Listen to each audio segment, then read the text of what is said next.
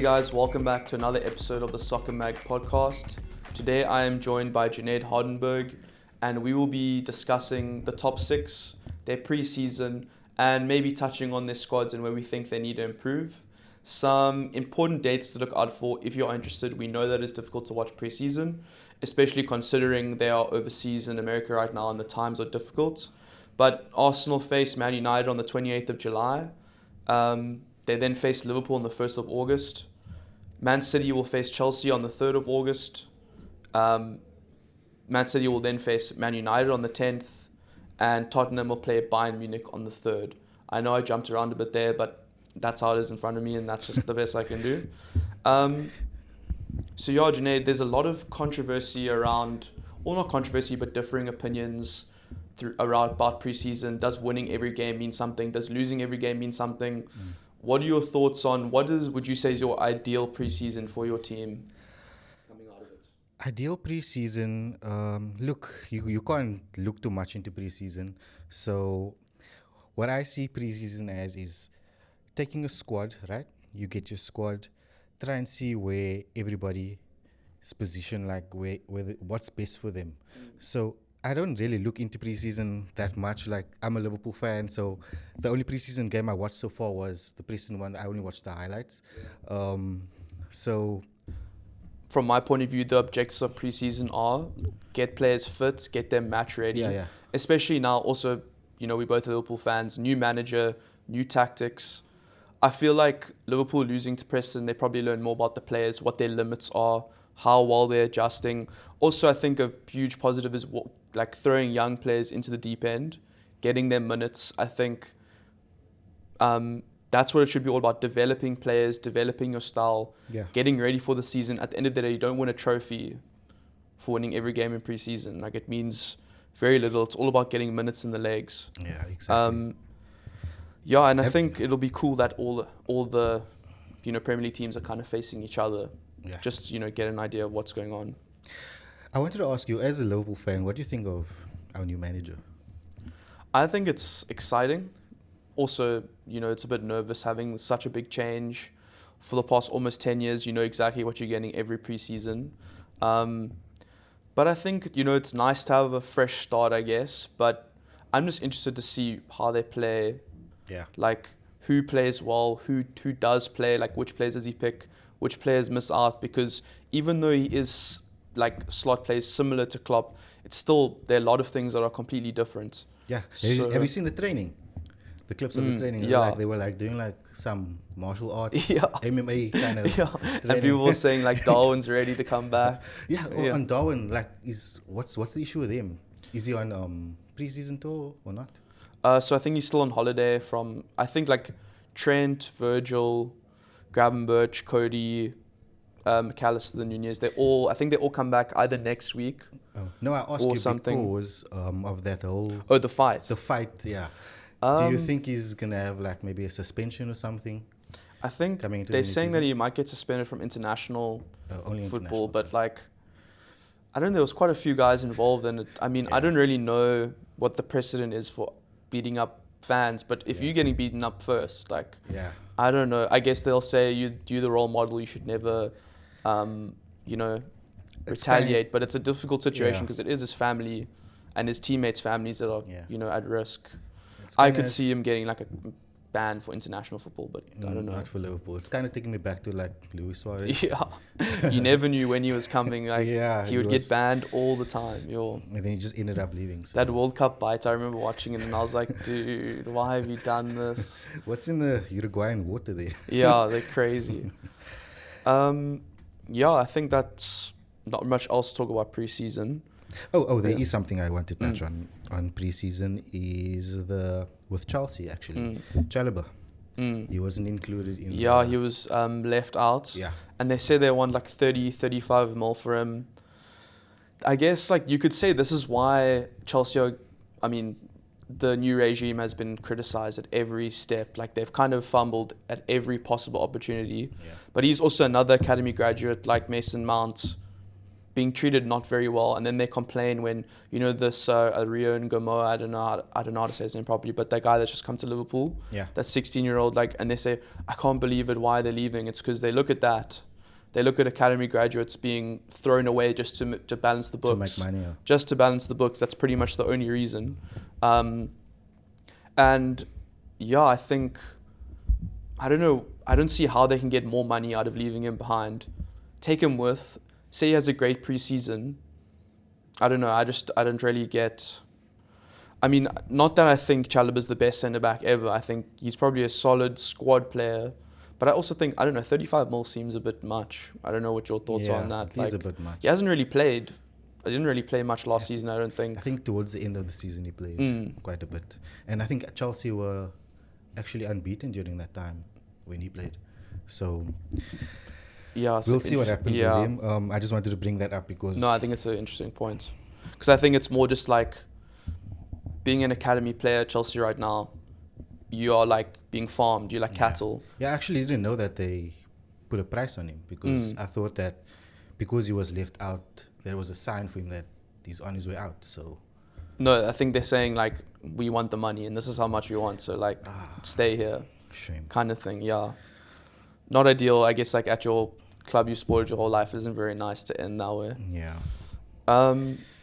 So yeah, should we move on to we can move on. So now what we're going to do is we're going to go through the top 6 sides, and myself and Junaid are going to mention, we each have identified an area that we think a team is at least vulnerable, where they should strengthen, and some of the positions will give a suggestion of a player they could sign, but at the end of the day it is difficult to just give a player because the transfer market's crazy, and also we don't know how much money these teams have, etc., etc. So I think start alphabetically. We can go for Arsenal. Where do you think Arsenal could improve? Why starting with Arsenal? Just I mean, they can put them second if you want. Let's start with the champions. Okay, Man City. Yeah. Where do you think? Work down the table. Okay, where do you think Man City can improve? Man City. Look, I went for goalkeeper. Okay. Because of the rumors of Edison going to Saudi. So, quite a controversial replacement I chose for him is David De Gea. Oh, okay. I just think it's quite funny, maybe. It would be like Tevez. I don't know. I don't like Man United really, so I think it would be a way of getting back at them, going to City. I couldn't really find a replacement. I just put that there. I mean, Man City require like super specific type of goalkeeper. Like Edison's kind of one of a kind. Exactly. And even like the prices there, I think they said they want like 50 million for him from Saudi, and like that seems quite high. Like he's not that young anymore. I don't think he has that many years left in his contract, if I'm not mistaken. I mean, I think I don't think they'll get that much. So I think he'll stay purely just because no one's going to be willing to pay that much for him. But I agree. I think Ortega's a very good replacement. But Is number one? You think he's good enough? I think when he stepped in, he was good, but we haven't seen him over a whole season. And being Man City's goalkeeper, you're under so much pressure. You are one of the most important players for their build-up, for essentially creating their attack. And there aren't a lot of Edisons around. I mean, that's why they broke the record. I mean, he was the most expensive goalkeeper in the world at one point for a reason. I think, Edison's going to be an interesting one, because I think this Man City squad is kind of coming to a point where all their spine has won everything, and the motivation to keep winning everything, obviously it's nice, but not in the same place. I don't think it's coming to a point where their whole squad's going to have to be refreshed. I mean, Edison said he wants to leave. De Bruyne is rumored to leave. Bernardo Silva's been on the edge of leaving, it seems like, for a couple of years already. I don't know. They're going to have to do quite a lot of work, I think. And it doesn't seem like they're going to be. I think most of the, besides Man United, Chelsea, I know Arsenal have just signed Calafiori now. No one's really been that busy, and obviously the Euros, Copa America. Yeah.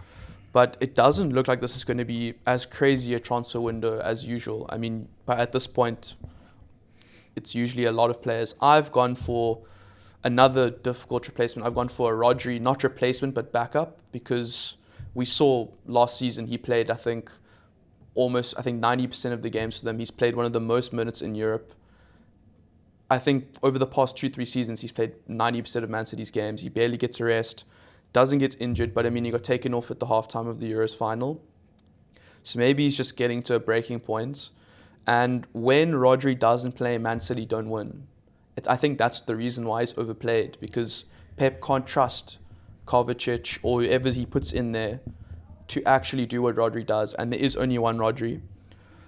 So I don't think you can get a direct replacement.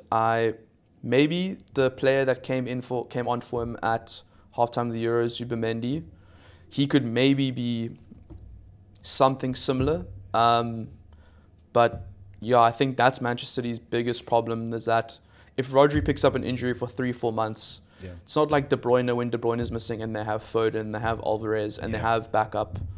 When it's a fact, when Rodri doesn't play, Man City don't win. That's just my thoughts on Man City. Do you have anything else? So De Bruyne is staying, right? They said he's going to stay, but I don't know. I think he has like 1 year. Yeah, he's probably going to stay. I don't see De Bruyne being there for more than this season. I could see him leaving next year. So you say he has one more season left? I think one more season left for De Bruyne. What's your I think that depends on the court case. I don't know. Because he also has 1 year left.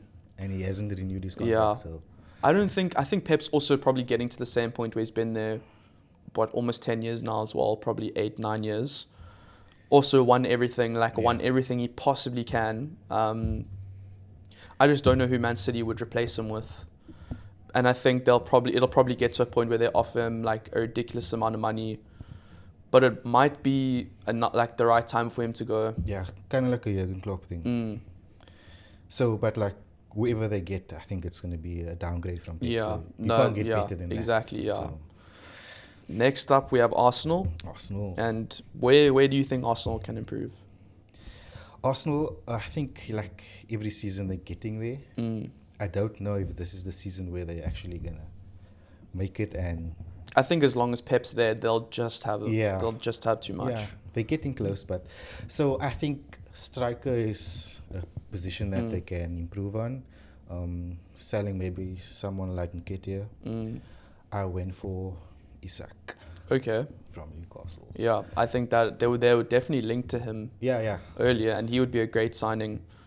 Quite expensive, and I think Arsenal strikers, Havertz, Jesus, they aren't goal scorers. Yeah. Havertz improved a lot, and he did get goals, but he's not a 30-goal season striker, and Jesus has never been either. Yeah. So that's been one of their weaknesses from injury. So I think striker is an important position. And I think like Arsenal getting to a point where they've realised that in order to compete with Man City, depth's what wins you the Premier League title. And the reason they've come up short is because at key moments they've lost players or players have been overworked. Look at players like, I think even last season they were lucky with injuries, but still lose an important player like Timber for the entire season, and they didn't have, that was meant to elevate them to the next level. Yeah. And that was taken from them straight away, and they could never actually like do what they wanted to do. So you're going for left back? No. I've gone for centre back. I know they've just signed Calafiori, but he's a left side, so he'd be more cover for Gabriel. But I think he's probably going to actually play left back. I think he's going to replace Zinchenko and Kiwior. And I think that's where he's played really well for Bologna, that left back kind of hybrid, if that's possible. Yeah, coming into midfield. Do you know Arteta and Pep, they love defenders playing in midfield. Yeah. I think that's what he's going to do. But I think their biggest problem is that if Saliba gets injured, we saw it not last season, the season before, they crumbled. Yeah. And he played also one of the highest minutes playing players. Played almost every single game last season, played the Euros up until the semi-finals, was it? And I just think it gets to a point where you can only be so lucky with injuries. I think we saw Liverpool last season, we saw Man United, we saw Chelsea, even Man City. So many injuries to key players. I mean, De Bruyne and Haaland were out at the same time at one point. Liverpool had Alisson. I mean, we didn't even have to go through Liverpool's one last season. It was the entire team, basically. Chelsea as well. So I think it will get to a point this season where a key player like Saliba won't be available. I don't have a suggestion because I just think Saliba is like a top tier centre back and there's only 4 or 5 in the world. Yeah. There is no direct replacement. Looking at it, I was thinking maybe the reason Arteta isn't doing it is because he wants Ben White. Maybe he thinks Ben White will be covered in the back and play Tomiyasu at right back, something like that. But I think that's an area they can definitely protect themselves with, because I think if they lose Declan Rice, even though he's been an amazing signing, he's more replaceable. Yeah. Or, I think Saliba's just the key to their defensive solidity. I think an honourable mentions also they need backup to Saka, because Saka's, I think I'm saying the same thing every time, but this guy's played basically every single game for England as well, hasn't gotten a break. Yeah, I think that those are the 2 positions. I think Saka, I will give a suggestion for that though. I know they've been linked to Johan Bakayoko from PSV, and he's similar, right wing, left footed. Those are seriously, like, there's not many. Liverpool also want to get a Salah replacement. Yeah. They've also been linked to him. Won't give as many goals as Saka, but I think get him in as a bench player. I think he can play. I know he plays mostly on the right, but you could train him to become more versatile. Great at beating players one-on-one. I don't think the quality of the team will drop too much. It is Saka at the end of the day. Like Saliba, he's the key. There is only one Saka. Yeah. That's just my 2. Moving on, we have Liverpool. I think, this will be... Yeah. Maybe we'll speak at length about this one. Go first. Okay. So I've also got a couple of positions here, but I think main priority is defensive midfielder number 6. I think right now, if I look, Liverpool have got multiple areas they could definitely need help in. But if I look at last season, how it ended, Endo was great until he came back from the Asia Cup, and then his legs were completely gone. And that's kind of like, wasn't just his fault. I think the whole team's legs had gone because not having a proper first team number 6, McAllister was playing there. It's so much more running and different types of running. Like, instead of looking forward to make a pass, you're having to constantly watch off the ball. And I don't see Liverpool maintaining their position without signing one, because I don't think Endo can last the whole season. I think as a supplement, he'd be great. Even McAllister, I don't want to see McAllister back in that position. I really don't. I think when he played more advanced, he was our best player by far. That 2-3 month period where he played a bit more advanced, he was insane. Yeah. I don't want to see Alexis McAllister back in that position. I think when he was advanced up the field in his proper role, all his strengths came out, his goal scoring, his passing. I think he's extremely limited by that, and I don't think he gives enough defensive cover. Last season, I think we went 1-0 down 25 games. It's unsustainable, and Van Dijk, Konate, whoever plays next to him, needs more protection. Trent, if he's going to play right back, needs more protection, the protection that Fabinho gave them. So I think defensive midfielder is the number 1 priority, even though I think there are other problems as well. What are you thinking? I think you're 100% correct. I do have a number 6. I do have a replacement, and I kind of like Edison from Atalanta. Okay. Watched a few of his clips. I haven't really seen him play. I mean, when he played against us, he was insane. He was insane. So I don't know if we link to him at all or not. I've seen some links, but you never actually know nowadays. Never know. So that's the replacement I've chose. Like everything you said, spot on. There's nothing more I can add to that. I do have another replacement. Mo Salah. I think he needs something. He needs some sort of cover. Some sort of cover. Yeah. There is, like last season, we saw a reasonable drop off from Salah.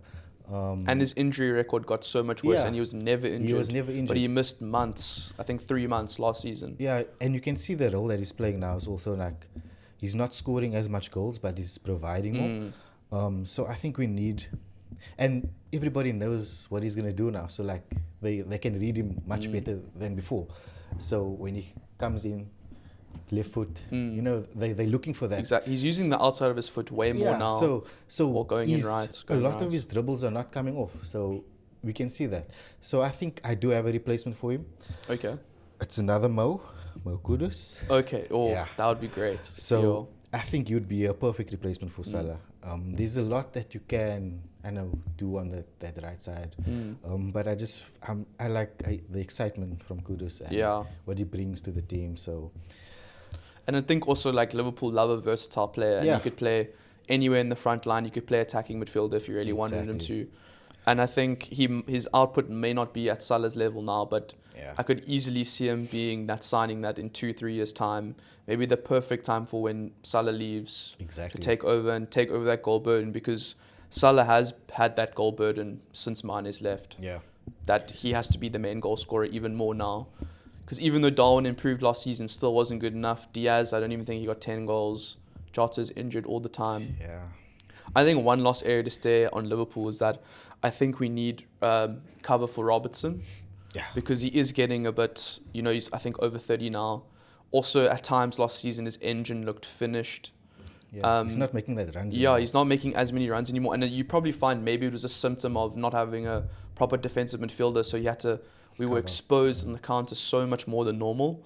But I just think it's time, especially like I think similar with Salah, still have at least 1, maybe 2 seasons left in him. But you need to get that understudy in now, because also, no disrespect to Costa Tsimikas, but I don't see him ever being proper number one. Number one, yeah. I think squad player, he's great. Probably like brings great vibe to the change room. Everyone loves him. But I think we've seen enough of him to know that he doesn't have the consistent quality of a player like Robertson. I also don't have a suggestion because I don't know too many left backs. Yeah. But yeah, I think those are the areas that Liverpool can improve 100%. Fourth, that was Aston Villa, but we haven't included Aston Villa. Sorry. Aston You're Villa. not.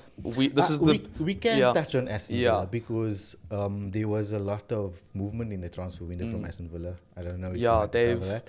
They've really lot attacked of the window compared to other teams. They've Incomings and outgoings. So I don't think do you think that's a good idea, or do you think that's a good move from Villa to have that? I think that It's almost like a reset. yeah, I think losing Douglas Luiz was probably quite a big loss, because last season or the past couple seasons he's been great, especially like getting the right areas to score clutch goals. He's been a seriously good big name player for them.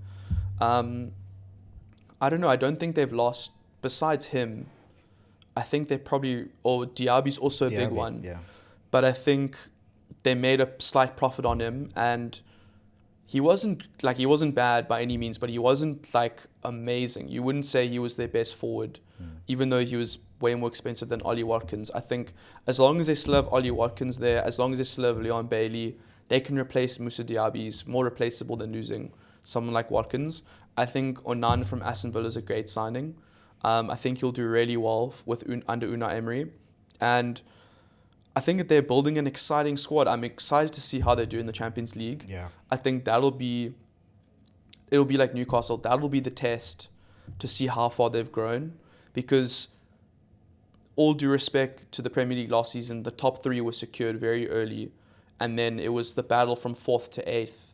And Man United were not great. Chelsea were not great for pretty much the whole season. Spurs started well, but then they had a mad dip. Newcastle weren't great. So you could, without taking anything away from them, this will be the challenge, because it's one of those seasons where their competitors weren't as strong as they normally are. And before we get into the other teams, I think Chelsea, United are going to be stronger this season. Definitely. Even Newcastle. So yeah, sorry that we mentioned that, but this is a Big Six cartel show only, so that's all we're gonna stick to. Next up, so now we'll go into 5th place, Spurs. Spurs 5th. Oh. Spurs 5th, or Spurs 5th, Chelsea 6th, United 7th, I think it was. But we can do whatever. What team would you like to do next? We can do Tottenham. Tottenham, I think we'll go over pretty quickly, because I don't think there's too much to say about Tottenham. I've gone, No, continue. Sorry. I've gone for a striker and a I'll say striker, mostly because I don't back Richarlison. I don't think he's a Champions League level striker. I know he was going through a bit of a slump mentally last year, but I think in general he hasn't built on that potential he's shown. I think a lot of his value still sits with that Watford season and then that first season at Everton. I don't think he's really developed since then. I think he's not reliable enough to.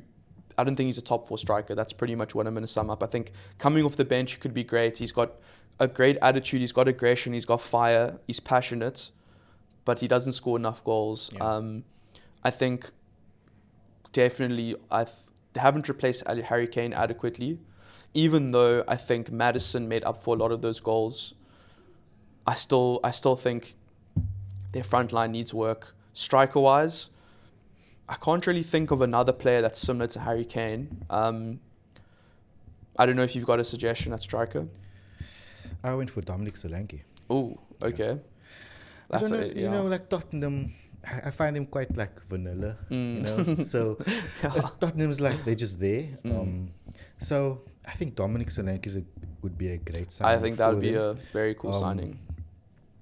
So like it's like the players that Tottenham have, it's like they're not that exciting. Like they're good players, but they quite boring. I don't know. That's what I think.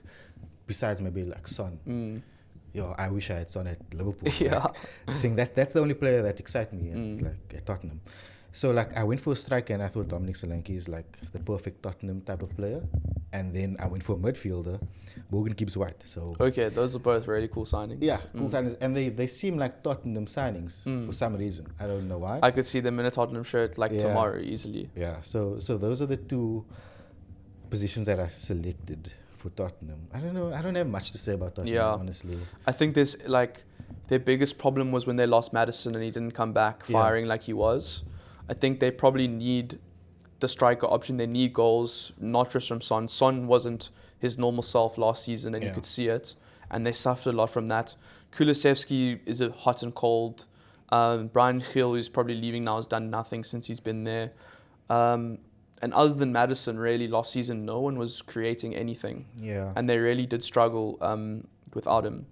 So I think Morgan Gibbs-White, because he's an exciting player, watching him for Forest, he's so direct, like he's got huge like energy, and he's just an exciting X-factor player. Yeah. I think Solanke as well, like from his time at Liverpool, he's improved so much. And like at Liverpool, he was never really going to displace Firmino or Origi even. So I think I could definitely see him going to Spurs. I think that would be I think seeing how he would combine with Son would be interesting. Next, we have Chelsea. And where do you see Chelsea having to improve? I said no signings for Chelsea. Just get rid. Just get rid. Yeah. I don't know, Chelsea, they seem like they're just operating as a business. Selling the academy players, bringing in players. Selling buildings to themselves. Yeah, and then selling like things to themselves. Just buying and selling like it's like Gumtree or something, like, you know. So I don't know, their squad is so big. I don't know what they're going to do with their squad. They need to decide. I don't know, because like we spoke about the Chalobah thing. I don't know if they sent like 5 centre-backs on tour. And they keep buying South American 18 and 16-year-olds. Yeah, like I know they're loaning players out to Strasbourg, the other club they own. But that's like only, you're not improving Chelsea by doing that right now. And I think Chelsea needs to improve right now. Yeah. Their finances are on the brink. If they don't get Champions League again this season, I think that could be, finally, I think they could get a points deduction after, cooking the books for 2 years. Yeah, and the new manager, what do you think about him? Enzo Maresca. Yeah. I watched a video yesterday about someone kind of describing the trend in, European football at the moment, where big clubs are steering away from like well-known managers like they used to. Like, Chelsea 10 years ago probably would have brought Mourinho back or something like that. But now, like Bayern, Vincent Kompany, whose CV is winning the championship with Burnley, and then one of the worst seasons in the Premier League, like 5 wins the whole season. Get him. Enzo Maresca, he's only been a manager for like 60 games, and he won the championship with Leicester, who were the favourites to win the competition. I honestly don't really know much about him other than that he won the championship with Leicester. But it's a huge risk that Chelsea are taking, because as soon as Poch started showing progress, I think that last third of the season, Chelsea, they were like 10th for the whole season until, there was progress. They ended 6th. Yeah. That's a huge improvement. They're in the Europa League or Conference League or something, that area. Like, why are you now starting again? You know, Again. like I don't know, maybe unless Pochettino wasn't happy because he was tired of like all of these random people being bought and just thrown and be like, work with it. You're a head coach, not a manager. I think inevitably Chelsea, the way they've built their squad though, is that they have extremely talented young players, and at some point it will work. I think the route they're going for is there isn't really a system. It's this guy is young and he has a high ceiling. Buy him. Like Caicedo, Lavia, Enzo Fernandez. Like eventually, I think the talent will come through. Yeah, it will come through eventually. Just when that happens, I think they could stay around sixth-ish this season. Like I still think Cole Palmer is a great player, and I think the one area that, going into my point, is that they need to improve in the attack. Either a winger, a left wing, because Sterling isn't what he used to be.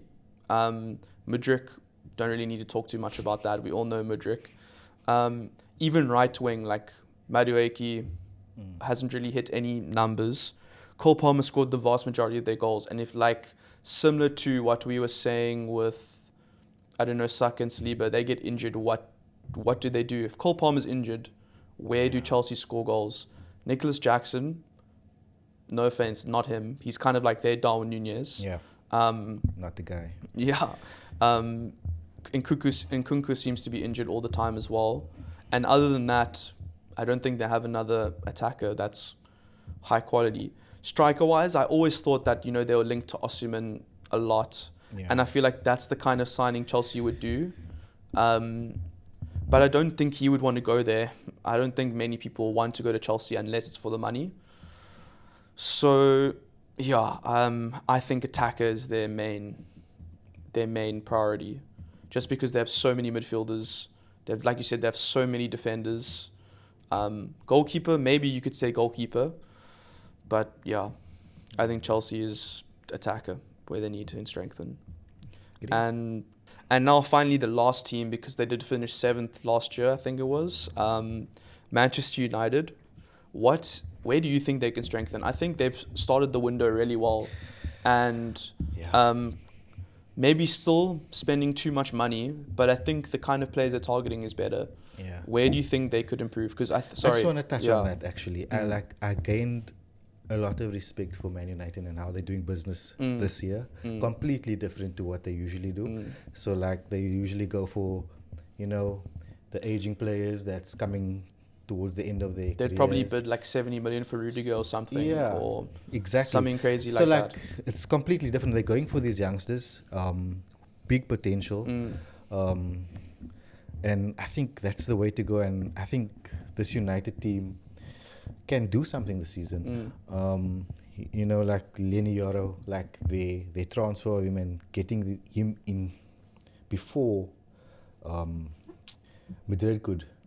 So I think that's actually a big psychological boost for them. And they're also getting their business done early. I think last year, even with like Anthony as an example, they bid in like the first week of the transfer window, and then they don't sign him until the last week of the transfer window. Now it's like pre-season's been, Lenny Yoro's already played, I think, 2 games for Man United, or at least made 2 appearances already.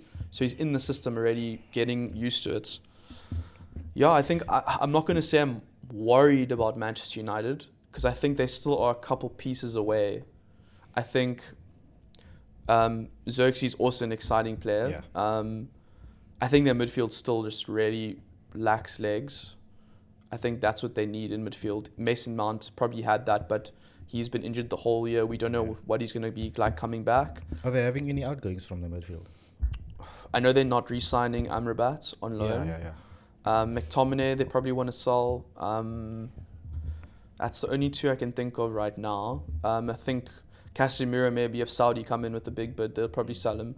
Even though I think it would probably be best to keep him for 1 more year. You don't want to change things up too quickly. I think the 2 biggest areas, I don't know if you want to go first. So the first area I said was right wing, because of the whole fidget spinner. Fidget spinner. Because of the fidget spinner. Or Anthony with the... Oh, yeah. Anthony. So who did they have on the right wing? Anthony? Sancho, I think. Sancho's Yeah. back. Yeah, Sancho's back, so maybe he's the answer. But there's rumors of him leaving as well. I don't know. I think there was like PSG coming for him. Okay. It's just, I guess Sancho, you never know with that Yeah. relationship with Ten Hag. It's a whole messed up story. And then Ahmed, I think. Yeah. Right. I think he played really well in that game. Yeah. I think he's against probably an Rangers, exciting one to come through as well. Yeah. So I went right wing. I don't really have a replacement. I don't really know who would fit Man United that well on the right wing. I don't know if you can.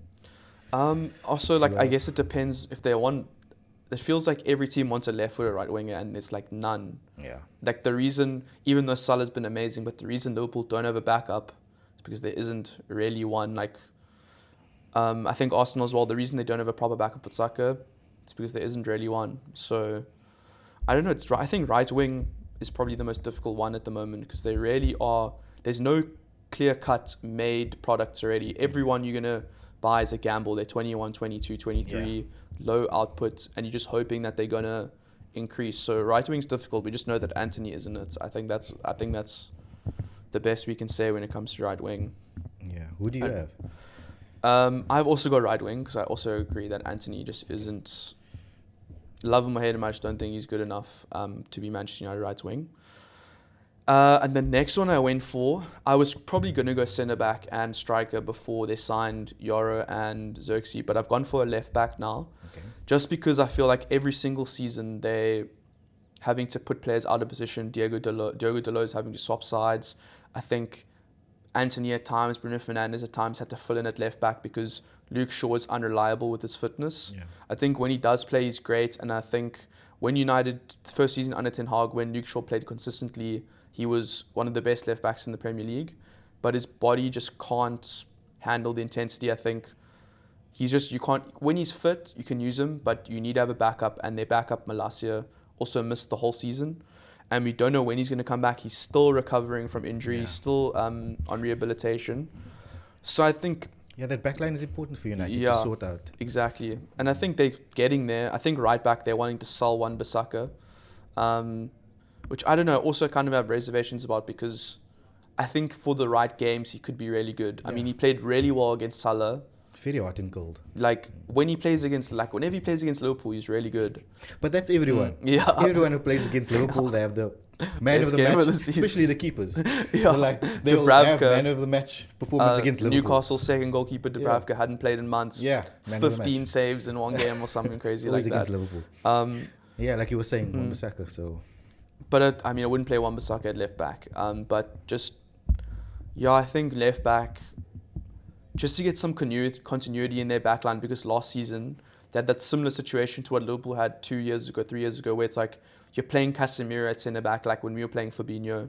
Yeah. You're playing like, I think they had something crazy like 30 different centre back partnerships because Martinez isn't. You're also like getting to the point where can you rely on his fitness? Because he's been out for a long time. Maguire. As soon as he started showing promise, got injured. I mean, they've just re-signed Johnny Evans, but no offense to him, he's not going to be... At least he's fit. Yeah, at least he's fit, exactly. I think definitely left back, as my main thing. I don't really have if I think of an attacking left back, maybe I don't really have a proper suggestion, but maybe an attacking left back. I think Bournemouth's left back, Milos Kerkez, had a really good season last year. I think maybe he could be an option, but other than that, can't really think of anyone else. Because Luke Shaw is if they're trying to replace Luke Shaw like for like, he's like quite a physical presence. He's good at attacking, but he's also good at defending. I don't know if there's many players like that. That's pretty much all I have to say about Man United, other than I hope they do badly. Yeah, let's hope they do badly. Yeah, so... Yeah, do you have anything else? Or I don't have anything else. Should we end it there? We can end it. Yeah, so thanks for listening, guys. And please don't forget to like and subscribe. We'll appreciate it. Cheers.